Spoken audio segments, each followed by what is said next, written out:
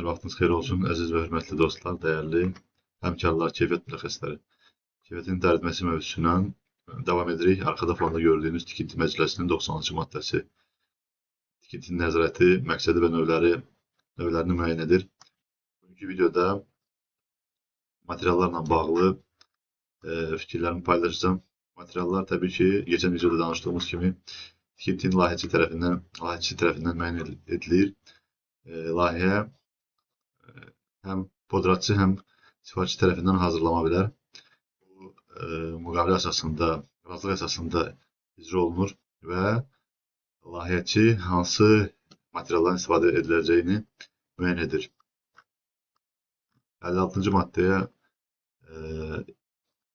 keçərsək, burada tikinti materiallarının və məlumatların ərizməsi qaydası müəyyənləşdirilir və layihəçi, sifarişçi razılığı ilə bu mümkündür.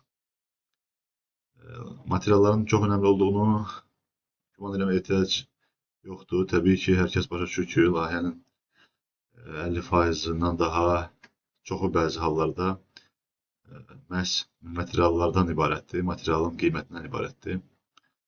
Ona görə material mövzusu çox önəmlidir. Demək, tövsiyə olunur ki, materialın sifarişi layihəçinin göstərdiyi layihə sənədləri üzərindən müəyyənləşdirərək podratçı şirkətin mühəndislik şöbəsi vasitəsilə bu məlumatlar sifariş vərəqəsinə yazılsın. Daha sonra podratçı şirkətin keyfiyyət şöbəsi ilə əlaqədar nəzarət icra olunsun və daha sonra podratçının satınalma şöbəsi vasitəsilə bazar araşdırması edərək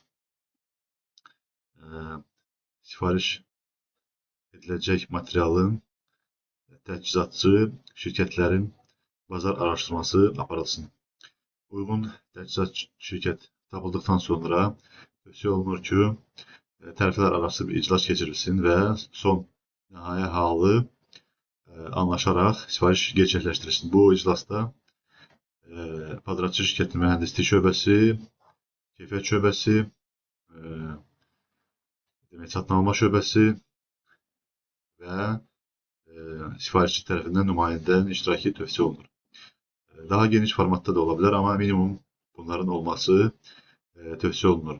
Materialların önəmli olduğunu nəzərə alaraq, yəni bütün tip materiallar, hər bir materialın özünə xas xüsusiyyətləri var və materialların qorunması önəmlidir. Ona görə sifariş gerçəkləşdirdikdən sonra logistikadan başlayaraq podratçının anbarına çatdırılana qədər və daha sonra sahədə istifadəsi zaman və yaxud bu materiallardan müxtəlif yeni məhsul istehsal edildiyi zaman və yaxud layihənin sonuna qədər sahədə tikintidə istifadə olunan materialların qorunması ayrıca bir önəm daşıyır, önəmli bir mövzudur. Preservation, İngiliscə preservation olunması tələb olunur.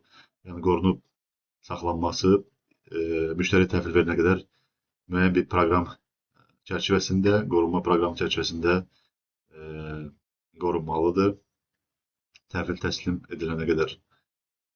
Bu önəmlidir və podratçının öhdəliyidir. Çünki podratçı inşaat məcəlləsi müəyyən etdiyi kimi zəmanət vermək kimi öhdəliyi var. Bugünə bu qədər. Diqqətinizə görə təşəkkür ederim. Sağ olun.